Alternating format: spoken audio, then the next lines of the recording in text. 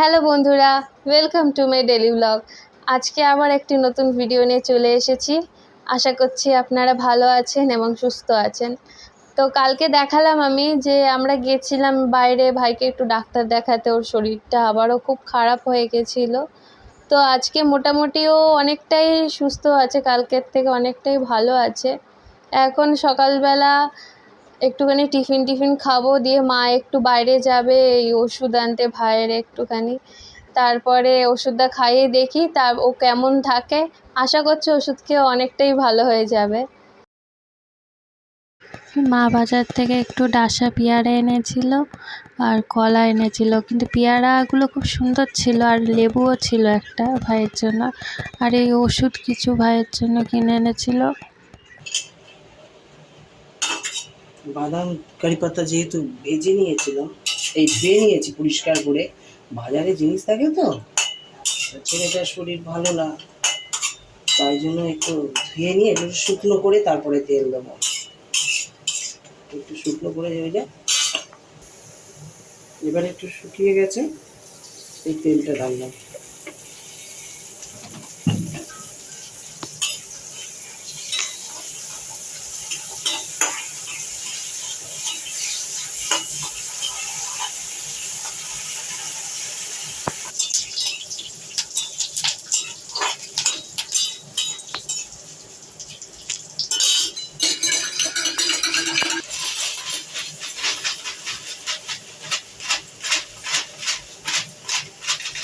অল্পই করছি, বেশি করছি না।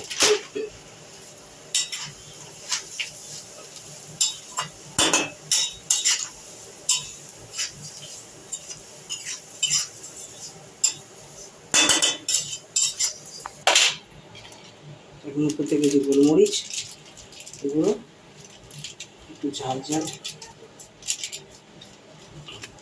আর একটু বিট নুন।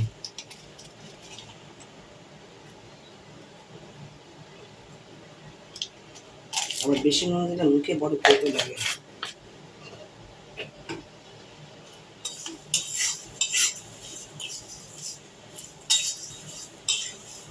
যত আস্তে আস্তে মজবে তত বেশ মুচমুচে হবে।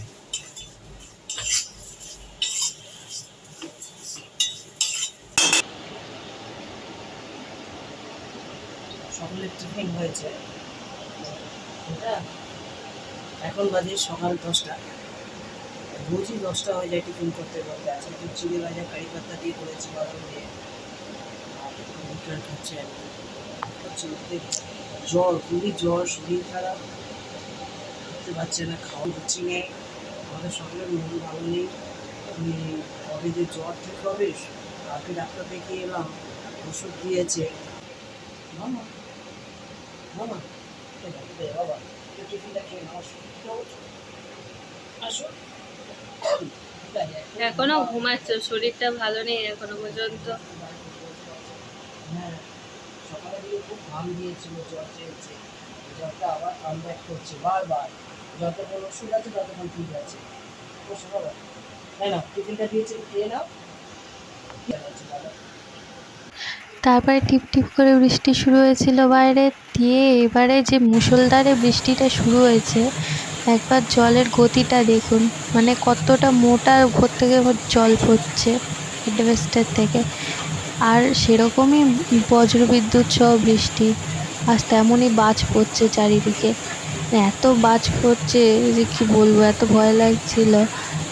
অন্য দিনের তুলনায় আজকে বৃষ্টিটা একটু বেশি হয়েছে, মানে অন্য দিনে এত বেশি হয়নি যেটা আজকে হয়েছে।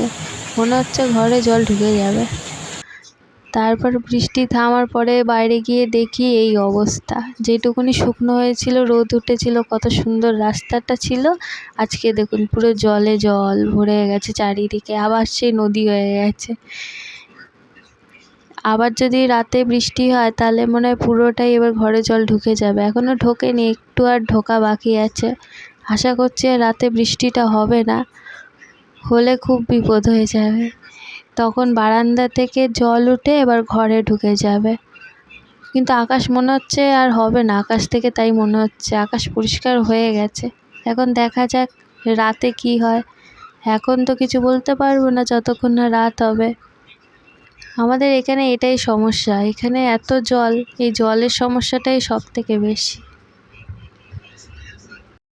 বন্ধুরা, বিকেল 4টে থেকে ধুম জ্বর এসছে, থার্মোমিটারে মাপলাম 2 থেকে 3 জ্বর। এই কাল 5 দিন ধরে ছেলে জ্বরে পড়েছিল, কালকে ডাক্তার দেখিয়ে আনলাম, ওষুধপত্র দিয়ে একটু বেটার আছে এখন। ওই ওষুধ খেয়েছে জানি না, আবার জ্বরটা হয়তো আসতেও পারে কয়েক ঘন্টা বাদে। কিন্তু আমার বুঝতে পারছি না, হঠাৎ করে বৃষ্টি, মানে বিকেলবেলা কি বৃষ্টি, দুপুরবেলার দিকে হলো, ঘরে ওই বাইরে জল ঢুকে গেছে। এবারে রাতে অপেক্ষা করছি, ঘরে যদি জল ঢুকলো রাতে, এই জ্বর ধুম, মাথা ঘুরে যাচ্ছে, দুটো বাচ্চা নিয়ে কি বিপদে পড়বো বন্ধুরা আমার। উফ, খুব কষ্ট হচ্ছে, এত মাথা ঘুরছে না, জ্বরটা প্রচণ্ড বেড়েছে। আর এখন মানে ডাক্তার দেখানো ভাবাই যায় না, বাইরে বেরোলেই এক হাঁটু জ্বর, সামনে রেল লাইন, কি বিপদে আমাদের যে দিন কাটে বন্ধুরা। আর আমার তো মানে শ্বাসের প্রবলেম আছে, স্টেরয়েড খাই, হ্যাঁ জ্বরের ট্যাবলেট খেয়েছি, স্টেরয়েড খেয়েছি, যদি একটু শ্বাসে নিতে পারি। কিন্তু ভয় লাগছে, বৃষ্টি আবার যদি রাতে হয় না, এই দুটো বাচ্চা নিয়ে কোথায় যাবো। এই যে একদম ঘরের মধ্যে জল ঢুকে যায় এক হাঁটু, উঠানটা এসে গেছে, এই সামনে বারান্দা পর্যন্ত জল এসে গেছে। আর এই জল, প্রবল জ্বর আমার, হ্যাঁ খুব বিপদে আছি বন্ধুরা। উফ, কি করি বলতো নিয়ে শোনাই, কি করি, আমার জ্বর ট্যাবলেট খাচ্ছি কিন্তু জ্বর যাচ্ছে না, মনে হচ্ছে যত যেখান থেকে কম্বল আছে সব চাপিয়ে দাও, কি কাঁপাচ্ছি, জ্বরটায় আবার। তো বন্ধুরা, আমি যাচ্ছি কম্বল চাপা দিতে, ওই ফ্যান চালিয়ে দিয়েছে, দেখেছেন ছেলে ফ্যান চালিয়ে দিয়েছে, দেখেন দেখে কাঁপছি, কিন্তু ছেলের আমার সেই চিন্তায় ওষুধ পত্র সব করে দিই, কিন্তু মায়ের কি হলো কেউ দেখবে না, ওই যে ফ্যান চালিয়ে দিয়েছে, এদিকে আমি কাঁপছি। তারপরে ঘরে দেখি ছুঁচো ঢুকে বসে আছে, মানে চারিদিকে জিনিস মানে এলোমেলো করে সে কি অবস্থা। ভাবলাম বোধহয় মেটে ইঁদুর ঢুকেছে, কেননা এত বড় দেখতে, আর আমি বুঝতে পারিনি যে এত বড় কি, মানে ওর মুখটা বুঝতে পারিনি, কিন্তু চেহারাটা দেখে তারপরে ভাবলাম বোধহয় মেটে ইঁদুর। তারপরে দেখি ছুঁচো, আর আমার খুব ছুঁচোতে ভয় লাগে। একবার আমি যখন বাইরে গেছিলাম তখন আমি দেখেছিলাম একজনকে এমন কামড়েছিল, ব্লিডিং কিছুতেই থামানো যাচ্ছিল না তার। তারপরে আমাদের উঠানে একটা মানে এমনি কলতলা আছে, মানে যখন বৃষ্টি পড়ে জল জমে, এইখানেও জল জমে যায় তখন কলতলাতে, আর প্রচুর মাছ আসে। মানে এখানে তো আপনাদের দেখাতে পারছি না তেমনভাবে, কিন্তু ওই যে ওই দিকটা ধার করে আমি এক্ষুনি দেখলাম একটা এত বড় মাছ, মানে বেশ বড় বড় মাছই এখানে থাকে। এই আমাদের পাশে এখানে একটা পুকুর আছে, তো পুকুরের জল আর এই জল এক হয়ে যায়, তো তখন সব মাছ আমাদের এইখানে মানে সিঁড়িতে, তারপরে এই যে এখানে দেখাচ্ছি এই কলতলাতে ভর্তি মাছ।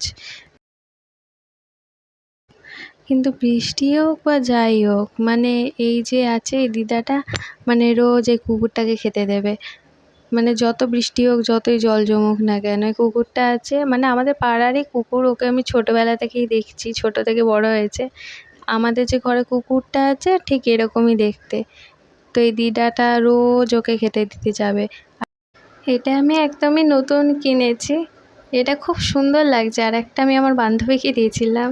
তখন আমার নাক ফোটানোর এত বেশি নেশা উঠেছিল, মানে আমি কিছুদিন আগেই আমার এই নাকটা ফুটিয়েছি, বেশি দিন হয়নি, ওই জানুয়ারি মাসে হবে, এই বছরে জানুয়ারি মাসে লাস্টের দিকে আমি নাকটা ফুটিয়েছিলাম।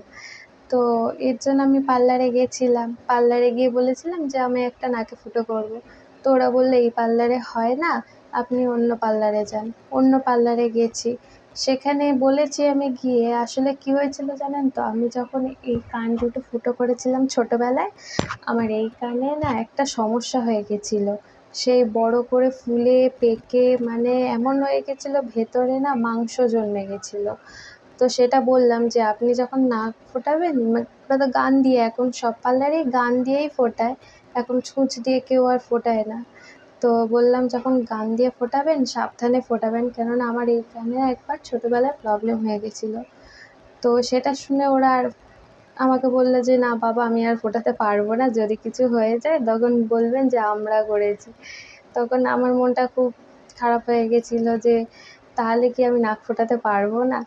আসলে নাক ফোটানোর হিড়িকটা আমার তখন থেকে উঠেছিল, মানে যখন থেকে মানে আমাকে মা একটা না পায়ের খুব সুন্দর একটা না ঝুরঝুর, সে আপনাদের দেখাবো নুপুরের মতো করে দিয়েছিল। তো আমি ভাবছি যে আমি কানে পরে আছি, পায়ে পরে আছি, কিন্তু নাকটা কেমন ফাঁকা ফাঁকা লাগছে। তো ভাবলাম যে না, আমি এবার নাক ফোটাবই। মানে তখন থেকে এমন হয়ে গেছে যে যতক্ষণ না আমি নাকটা ফুটিয়েছি আমি 1 মিনিটও শান্তিতে বসতে পারছিলাম না। তারপরে শেষমেশ কী করব, মাকে বললাম যে মা তুমি এক কাজ করো, যে বাইরে থেকে সোনামুখী ছুঁচ আছে তুমি এনে দাও। দিয়ে আমি কি কষ্ট করে আয়নার সামনে বসে সেই ছুঁচটাকে গরম করে দিয়ে ভালো করে পরিষ্কার করে ডেটল দিয়ে জায়গাটা দিয়ে নিজের হাতে ফুটিয়ে নিয়েছি। মানে এতটা হয়েছে। এবার বাকিটা আমার মা ছিল, মা বাকিটা বার করে দিয়েছে। বান্ধবী সে বলছে যে তুই এক কাজ কর, তুই ইঞ্জেকশনটা নিয়ে নে। ইঞ্জেকশন নিলে কি বেশি ফুলবে না, পাকবে না। ওই যে ওখান থেকে মানে সেপটিক হওয়া থেকে ওই জায়গাটা ভালো রইলো। তো ওই জন্য আমি গিয়ে পরের দিন গিয়ে ইঞ্জেকশন নিয়ে নিয়েছি 24 ঘন্টার মধ্যে। আর সত্যি বলতে গিয়ে মানে ইঞ্জেকশনটা নেবার পরে আমার একবারও ফোলেও নি আর পাকেও নি, কিন্তু এখনো পর্যন্ত সেই ব্যথাটা রয়ে গেছে। মানে জায়গাটা এখনো পুরোপুরি শুকায়নি। তা এখনো ভাবছি যে কবে যে শুকাবে, আর আমার এই যে সাধের যে নাকছাবিগুলো কিনে রেখেছি সেগুলো আমি কবে যে পরবো কী জানি। কিন্তু এই যে দুর্গাপুজো আসছে, এই দুর্গাপুজোতে আমি পরবো।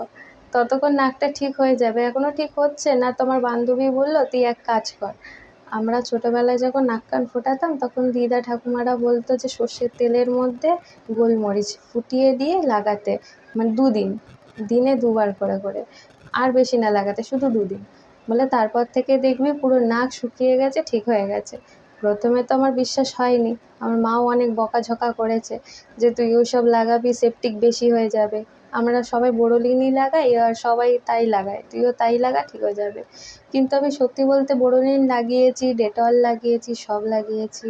তারপরে ভাবলাম একবার বান্ধবীর এটা রেমেডিটা ট্রাই করেই দেখি।